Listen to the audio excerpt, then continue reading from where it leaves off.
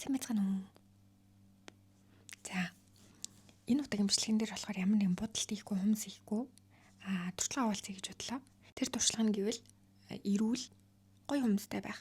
Хүмүүсаа байнга буддаг ч гэсэн, эсвэл химэл хүмүүс хийлгсэн ч гэсэн таны хүмүүс чинь гоё эрүүл, гоё байлгах ер нь бол аргууд гэж ойлгож болно. Тэр гоё байлгахт нь болохоор эрүүл хүмүүстэй. Тэгээд мөөгөн зөрдүүлэхгүйгээр тэгээд нэмэлтээр нөгөөнийг амар яриад байдаг. Хор тавдрууд тусахгүйгээр байх боломжтой арга гэж ер нь бол би хувьдаа бодоод байна. Энэ тулд ямар тач эхний байдлаар бүгдээрээ 7 хоног болгон хүнсний будгаа байн сольж болохгүй. Яагаад вэ гэхээр бидний ашигладаг гэлэн будаг, гэлэн хүмүүс бүх юмнуудаа хатаадаг UV LED гэрэл маань арьс болон хүмсэнд маш муу нөлөөтэй гэд сая нэг хэсэг амар шураадсан штеп. Хүмсний арьсны хор тавдар үүсгдэг гэж хэлээ тэрээгээд миний хувьд болохоор бэл ашиглаад тэрнээсээ бас сэргийлж болно.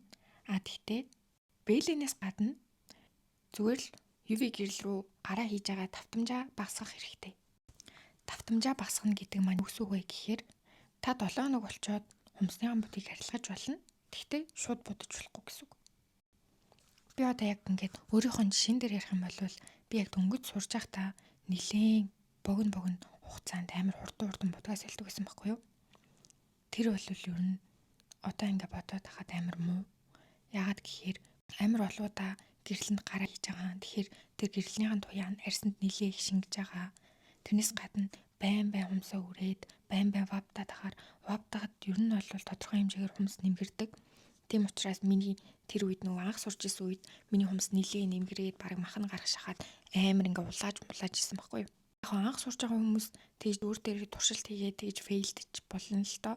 Тэгтээ та анх сурж байгаа ч гэсэн ер нь 7 хоногийн дотор таны хумсны будаг арилжих юм бол дахиад нэг ятаж 7 хоног хүлээгээд 14 хоногийн дараа будаарай гэж би ер нь бол зөвлөмөр байна. Нөгөө нэг 7 хоногийн өмнө будгийг арилсан 7 хоног хумс чинь гоё ингээд агаар салхи амсаад ирүүлжээд ингээд ер нь бол гоё байглаар өөрөө байж авах хугацаа штэ. Тэр 7 хоногийнхоо хугацаанд гоё хумс амраачаад дахиад 7 хоногийн дараа будаж үзээрэй. Тэрнээс гадна ер нь бол байн маш богино хугацааны зайтай хумсныхан будгийг сольж болохгүй гэсэн үг шүү. За юу. Эхний өгөх зөвлөгөө. За хоёр дахь нь гэх юм бол за ингэ бөөндөө салонд ороод хумсаа будуулчаад нэг сарын дараа арилгадээ штэ. Ер нь сарын дараа арилгачаад тэгээд дахиад шууд өргөжлөлөө будуулцдаг те. Яг уу цаг зав багтаа хүмүүст бол тэр зүгээр л тэ амар гоё цаг хэмнээд муухай будгаа арилгаад гоё хүмүүстэй болоод гардаг. Энэ бол гоё. Тэгтээ ер нь гайгүй та зав цагтай байвал сар будуулсан будгаа арилгачаад нэг ядаж 7 онцоод дахиад будуулаарай гэж хэлмээр байгаа. Яагаад гэхээр хүмүүс нөгөө нэг яалтчгүй гэлэн будаг тавьсаны дараа ингээд өнгөө алдаад ийм арай өөр өнгөтэй болсон байдаг байхгүй юу? Одоо жишээлбэл та сарын өмнө будуулсан хумсныхаа зайг төсөөлөөд тэгээд доороосоо ургасан хумсныхаа зайг харьцуулаад харах юм бол ургасан хумс нь ийм гоё ягаан туяатай ийм гоёор харагддаг. Харин гэлэн будгийн дотор байсан хумс маань арай өнгөө алдаад цайрцсан байдаг. Тэднэрийн нэг харьцуулаад хараарай заа. Тийм болохоор ядчил 7 хоног тэр цайрцсан байсан хумсаа эмчлэх, идэх эсвэл зүгээр агаар салхи амьсгалуулах зорилгоор 7 хоног л хумсаа будахгүй тэгээд дараагийнх нь хоногоос будчих болно. Тэр 7 хоногийн хугацаанд хумс угарчин гэж ажиж бас болно. Тэгтээ ер нь бол хумс угарсан ч ах тий угасаал уургадаг юм чинь. За үнэхээр нэг сар будуулчаад 7 хоногийн дараа дахиж будуулах үнэхээр зав байхгүй бол 2-3 сар тэг үргэлжилж болно заяа. Энд нэг амар сүртэй том асуудал гарахгүй. Тэгтээ 3 сар дарааллаа будуулсан бол заавалчгүй 3 сарын дараа 14 хоног амраах хэрэгтэй. Яагаад гэхээр хүмүүс чинь ямар тач ингээд байглаараа зүгээр ингээд оршиж явах хэрэгтэй байхгүй юу? Тийм болохоор тэрийг бас анхаарч үзээрэй. За хоёр дахь зөвлөгөө нь болохоор хумсаа будуулаад 7 хоног амраагаад дахиад будуулах. Эсвэл будуулсараагаад 1 сараас 14-өөс 1 сарын хугацаанд маш сайн амраах гэсэн ийм хоёр сонголтыг зөвлөмөр байна.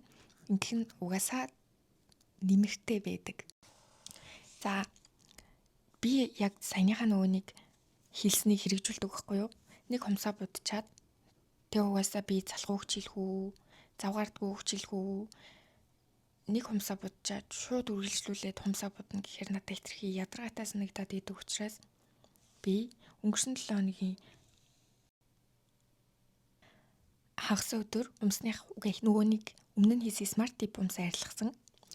Тэгээд арилгасан бичлэгээ та нарт ууг нь үзүүлэхэд хийсэн. Тэгсэн чинь бичлэгнүүдээ ямар нэгэн байдлаар санамсаргүйгээр устгаа хийцэн за. Тэгээ би та нарт гоё ийм бүр ийм гоё дэвтэйгээ 100%-ийн ацтонд дэвтэйгээд дэрэлдэхгүй гараараа хураадаж арилгасан бичлэгээ би устгаа хийсэн. За sorry. Тэгтээ яг дараа нь тэгэж хумсны будаг арилгах смарт типэн хумсаа арилгах нөхцөл байдал гаргах байх. Тэр үед нь л дахиад бичлэг хийтаа гэж бодож байна. За ямар тач 2 дахь өгөх зөвлөгөө нь болохоор би өөрийнхөө ашигладаг аргыг таядад хуваалцлаа. Ямар тач гэх юм бол миний гоё хумс шиг юм хатуу байна. Миний хумснууд ер нь бол нөө буцсныхаа дараа дахиад будаад байдаггүй. Будчаад 7 хоног юм 14 хоног юм сар болчоод дахиж будаж дахиж хумс хийдэг учраас ер нь бол амар гоё хатуу ирүүлээдэг дандаа. Тэгээд нэг ургахаар бол хөөрхөн урагчдаг. Одоо хүртэл ийм хөөрхөн сайн ургацсан байгаа. Тийм агаад. Тэгээд би өөрийнхөө зугааг гаргах гэж нөгөө нэг дээр өмнө бичлэгэн дээр үзүүлжсэн палмастер балаараа нэг ийм юм зурцсан байгаа. Энэ нөгөө нэг тижээлэн дээр хальт зурсан болохоор таны хумс бас ийм гээлэн будагаар хордоогүй амарч ийн гэж ойлгож болно. Амарч явахдаа угаасаа тижээл үрхтэй штэ. Тижээлэн дээрээ зураад ингээд өөрийгөө хөгжүүлсэн гэсэн үг. Бүндөө хумсны эрүүл мэнд ариун цэвэр ярьж л байгаа юм чи мэдээж ирэх нөгөө нэг мах авдаг багчийг ярих нь зүйтэй. Маникюрын газар ороод маха ахуулж байгаа бол болж өгвөл цус гаргуулахгүй байх хэрэгтэй. Үнэхээр цус гаргах ер нь бол яасан ч цус гаргачих магадгүй гарахгүй ч магадгүй штэ. Та өөртөө хийхгүй юм чинь сайн мэдгүй. Тийм болохоор хариуцсан багж байна уугүй юу гэдгийг сайн шалгах хэрэгтэй. Тэгээд ер нь жоох хөвгөлт өгөх юм бол наач жоох илүү хөвгөх гадах шүү гэд анхааруулах ч юм уу. Тиймэрхүү байдлаар анхааруулах хэрэгтэй. Яг тэгэхээр цус чинь бас л амар халдварт өвчнүүд амждаг штэ цусаар. Тийм болохоор тэр маш эрсдэлтэй. За. Саяныхыг 3 дахь гэж тооцохгүй зүгээр л би анхааруулга гэлчий. За 3 дахь нь гэх юм бол мөөгөнцөр.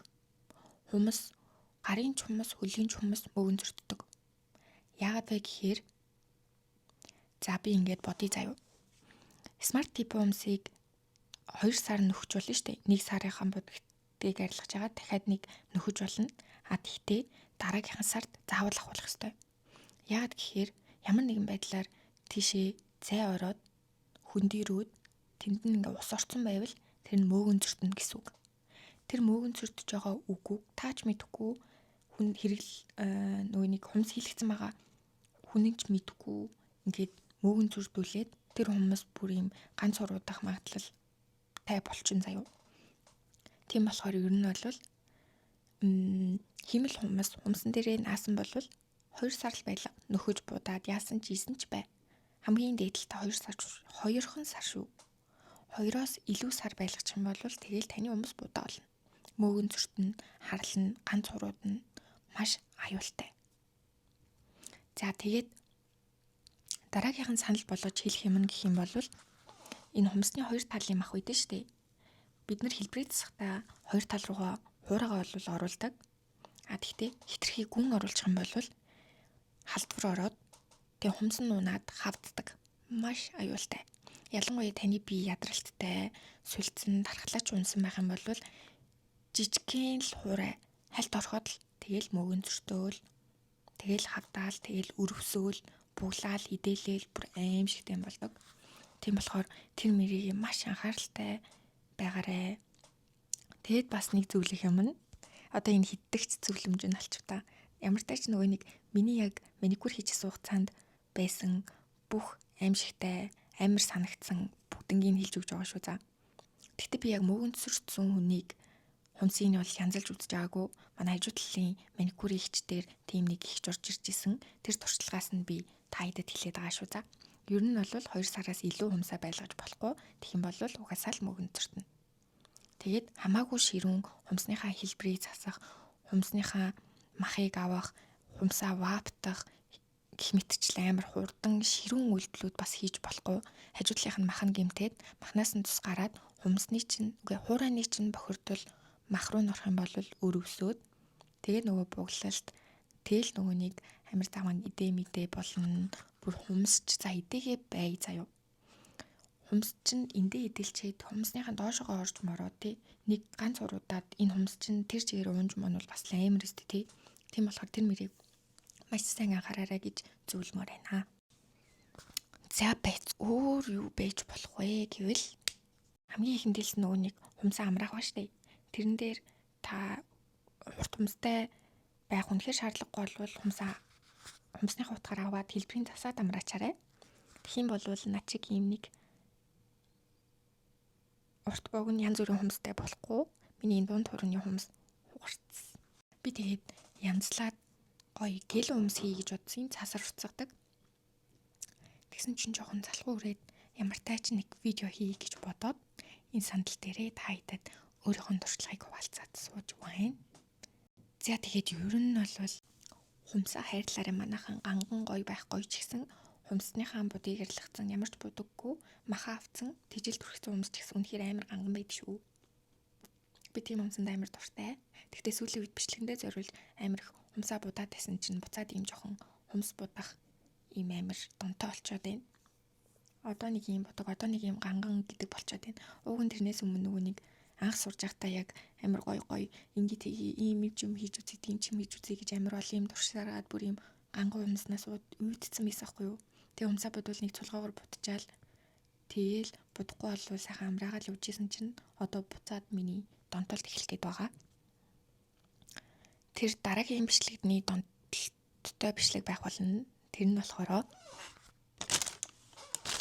би гоё та нарт ийм гэлээр хумс хийж үзүүлнэ. Гэхдээ би энэ гэлийг өмнө ашиглаж байгаагүй. Ямар тач нүүд өнгөтэй гоё цаанаас өнгөтэй гээл учраас суур будаг тавих шаардлагагүйгээр дээр нь гангалаа явчихна гэсэн үг. Тэгээд цаасаар уцгаж хийх болохоор та хэдэд бас шинэ мэдээлэл өгөх байх гэж найдаж байгаа. За нэг тиймэрхүү байна. Би тэгээд цагаан хумсаа амрааж байгаа. Одоо энэ хумс маань амар муухай болоод байгаа учраас энийгээ арилгаад тэгээд энэ мингүүрээ жоохон ингэ сэтэрч дунд хурууны гол малуу жоохон сэтрээд байгаа. Тийм болохоор энийг арилгаж нэг цэвэрлжээд унтах санаатай байна. Өнөөдөр бол хумс их арай утлаа байхаа. Тэгээд ядчих нөгөө нэг маргааш ажилдаа учраас нэг гартаа хумс ичдэг, нөгөө гартаа хумс хийхгүй бол амар тэнэг харагдах байх гэж бод. Тэгээд ажиллаа хийчихсэн нэг хумс нь урт хумстай, нөгөө хумс нь богино хумстай, нүдэн дээр шивгэж гэсэн амар хэцүү байх. Тэгж бодоод би хумсаа хийхгүй зүгээр хумсаа янзлаад амраачи гэж бодож байна. За тэгээд дараагийн хамжилгаар уулзъя. Дараагийн бичлэг гоё цаасаар уртцсан гэл хумс байх болно. За бай бай. Бай.